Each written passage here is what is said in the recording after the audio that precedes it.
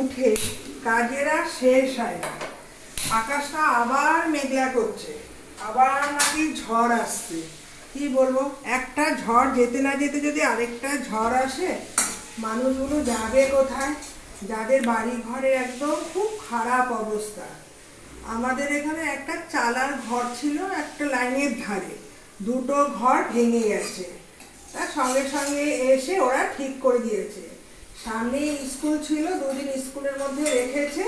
তার সাথে সাথে ওরা কি করেছে, লাইনের ধারে টিন দিয়ে আবার সুন্দর ঘর বানিয়ে দিয়েছে।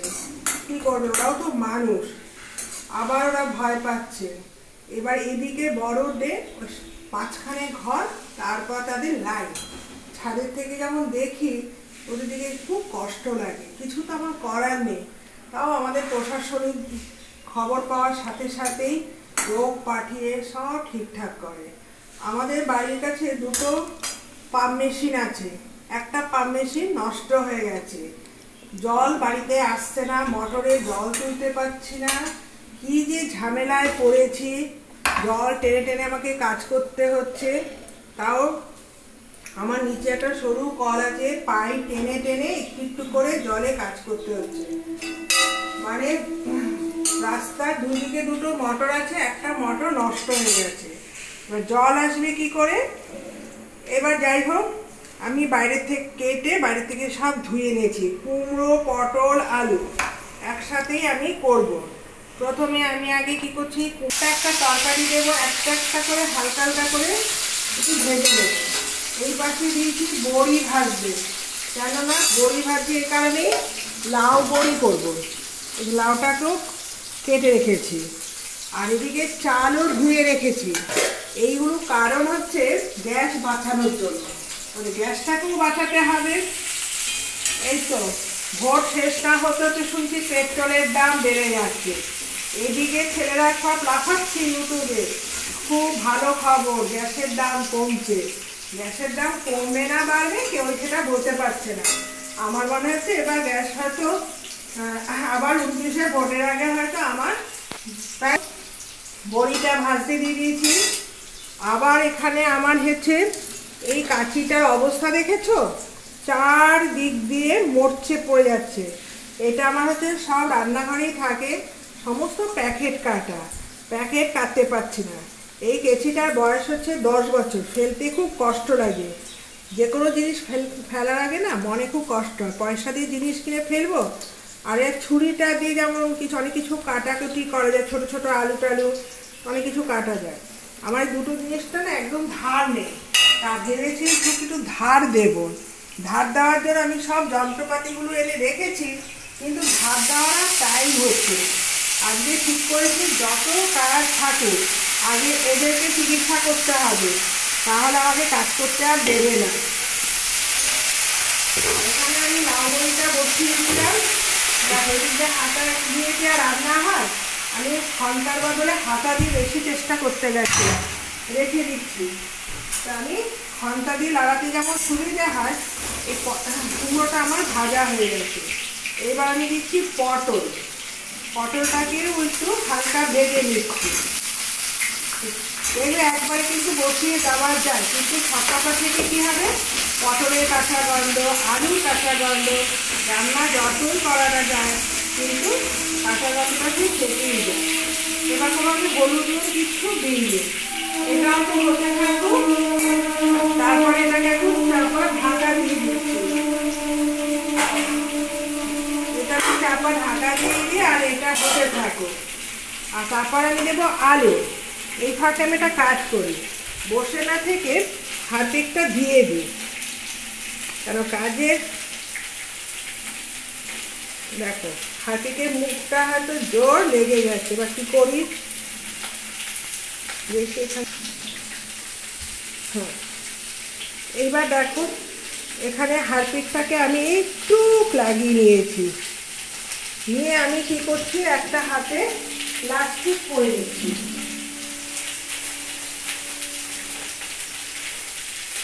কেননা প্লাস্টিক না পড়লে না হাতে পড়েছে, বেশি একদম হারপিক লাগে না। এটা আমি কি করছি, এপাশ ওপাশ দিয়ে ভালো করে এটাকে লাগিয়ে নিলাম। ছুরিটাও তাই দিচ্ছি, এখানে থাকুক। দেখবে সবার চুল ব্রাশও কিনে নিতে পারো, বা হাতে যদি প্লাস্টিক থাকে, ঘরে তো প্লাস্টিকের অভাব থাকে না। এই দেখো এর সুন্দর চকচকে হয়ে আছে। এটা মিনিট 5 রাখতে হবে, প্লাস্টিকটা আমি রাখলাম। এটা আমার বেশি লাগবে না, এটা কাজ হয়ে গেল। এদিকেও আমি হাতটা ধুয়ে, এবার পটলটা দেওয়া হয়নি, আলুটা দিয়েছি, কুমড়ো দিয়েছি, পটল দিয়েছি। দেখো দেখো পটলটাও কিন্তু হালকা একটু লালচে নিয়ে নিয়েছি। এবার আমি দিচ্ছি আলু। ব্যাস, সব কটা হালকা ভাজা শুরু হয়ে যাচ্ছে। এবার আমি একটা একটা করে মশলা অ্যাড করব। মশলা বলতে বেশি কিছু মশলা, হালকা একটু জিরে গুঁড়ো, একদম হালকা জিরে ধরে গুঁড়ো আমি একসাথেই করে রাখি, বেশি মশলা। আর দেখছি কি সুন্দর পটলের গন্ধ এগিয়ে গেছে। পটলের গন্ধ শুনলেই মনে হয় পটল ভাজা দিয়ে ভাত খেয়েছি। নুন দিলাম, হলুদ দিচ্ছি, হলুদ দিয়ে দিলাম। আর দেবো সামান্য একটু লঙ্কার গুঁড়ো,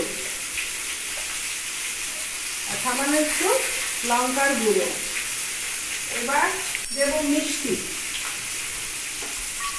ওটাও ভাজা হলো, আমি সব ওপর দিয়ে দিলাম কেন মশলা যাতে না পুড়ে যায়। এবার আমি দিচ্ছি চিনি, চিনিটা কি বেশি খাই, তুমি বেশি দিয়েছি। এবার কি করছি, সব কটাকে আমি মিশিয়ে নিলাম। এটা হচ্ছে কষা কষা হবে, বেশি ঝোল দেওয়া যাবে না। আর এখন টমেটো নেই, শীতকালে টমেটোটা দিলে বেশি ভালো লাগে। এটা ভাজা ভাজা কষা হোক, একটু লালচে। পটলে না ঝোল দিলে কোনো টেস্ট থাকে না। এটা একটু ওপর দিয়ে একটু কাঁচা সর্ষের তেল ছড়িয়ে দেবে, চাপা ঢাকা দিয়ে দেবে। এই পটলটা বেশি ভালো লাগে। এরকম সঙ্গে একটু সর্ষের তেল অ্যাড করে দিলাম, খেতেও ভালো লাগবে। একদম হালকা আছে পটলটা হবে। এই কিন্তু আমার পটলের ঝোল থেকে না এই ভাজা ভাজা পটলটা বেশি ভালো লাগে। চাপা ঢাকা দিয়ে দিলাম, ভাপে হতে থাকুক, পটল ভাপা। এদিকে আমার এবার হয়ে গেল। এবার এটাকে আমি কি করবো, ধুবো না, না ধুয়ে এই যে আমার কাছে স্টিল উল্টা রয়েছে, এটা দিয়ে আমি সব কটা ঘষে নিচ্ছি ওর ওপর দিয়ে। ছুরি কাছি ধার করার জন্য বারবার লোকের কাছে যাওয়ার কোনো দরকার নেই। যেখানে ছুরি কাছি বাড়িতেও আসে, রাস্তাঘাটেও দোকান থাকে, ওখান থেকে তখন বললো বাড়িতে বসে তো ছুরি কাছি ধার করা যায়। আমি তাই বলছে ঘরের ভিতরে তো হারপিক, এখন অ্যাসিড দিতে বলবো না, কেন অ্যাসিড দিলে হাত পা পুড়ে যেতে পারে। দেখেছো আনাচে কানাচে অনেক মরচে দাগ ছিল, দেখো সব কয়টা পরিষ্কার হয়ে গেছে। বেশিক্ষণ রাখলাম না, যেটুকু আমার মরচে পড়ে গেছে সব কয়টা মরচে আমার উঠে গেল, আবার নতুনের মতন ঝকঝকে হয়ে যাচ্ছে।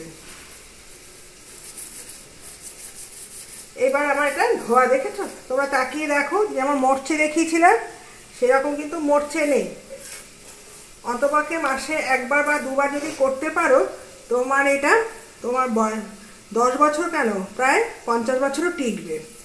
আমার এটা বয়স হয়েছে 10 বছর, এটাকে ইচ্ছা আছে 50 বছর রাখবো, জানি না পারবো কি না, চেষ্টা চাচ্ছি। 10 বছর যখন পেরেছি একা হাতে, অথচ পারবো। আমি ঘরোয়া পদ্ধতিতে আমি ছুরি কাছি ধার দিই না, আমি এইভাবে সব আমার বটি বলো যা কিছু হয় আমি এইভাবেই সব ধার দিই। এইবার আমি কি করব, তো ধার দিতে হবে। ধারকে আমি ভুরু তোলার জন্য তোমরা বেডগুলো রাখো, আমি এগুলো ফেলে দিই না, এটা আমি রেখে দিই। এইভাবে একটু উল্টোভাবে আমি ঘষে নিচ্ছি, আর দেখছো কি সুন্দর ধার এই যে বেরিয়ে যাচ্ছে। তোমাদের জল দিয়ে দেখাবো, বুঝে নি। এই দেখো এইভাবে তোমরা ধার দেবে। আমি একটু ধার দিয়ে নিলাম, এই দেখো বেশ সুন্দর ধার এসে গেল। এবার জল দিয়ে ধুয়ে নিচ্ছি। জল দিয়ে ধুয়ে এবার আমি ভালো করে মুছে নিচ্ছি। এই দেখো একদম মুছে নিয়ে এটা তোমার অনেকে নারকেল তেল দেওয়া যায়, কিন্তু আমি নারকেল তেলের বদলে আমি একটু বোরোলিন দেবো, কেননা জামা কাপড় প্লাস্টিকের থেকে না আমি বোরোলিনটা আজকে আর ব্যবহার করবো না। কাজাটা দেখো কি সুন্দর ঝকঝকে তকতকে হয়ে গেছে। আমার ছুরিটাও ধার হয়ে গেছে, দেখেছো যে ছুরি থেকে ধার বেরিয়েছে, চকচক করছে, একদম নতুনের মতন সব হয়ে গেছে। এইবার আমি একটু বোরোলিন নিচ্ছি। বোরোলিনটা নিচ্ছি এই কারণেই, এতে কোনো দাগ পড়ে না, মানে মোটছে দাগ আসবে না কোনো দিন। মাঝে মাঝে যদি তোমাদের হাতের কাছে বোরোলিন হোক বা ভেসলিন হোক যদি দিয়ে দাও, আমাদের ধারটা চলে যায় সাধারণত মোর্চের থেকে। মোর্চে আমি তাকে ধরতে দেব না, এইভাবে বোরোলিনটা মাখিয়ে রাখবে, রেখে দেবে, দেবে একদম মোর্চে দাগ থেকে তোমরা ছুরি কাঁচি ধার পাবে। ব্যাস এটাও হয়ে গেল আমার। এবার আমি এটাও তাই করছি। প্রত্যেকটা দেখো হাতের মাথা বোরোলিন নেবে, যেহেতু আমি একটু দেখবে একদম ঝকঝকে তকতকে হয়ে গেল। আর এটাতে কি হচ্ছে, মোর্চে আসতে দেয় না। তোমরা সঙ্গে থেকে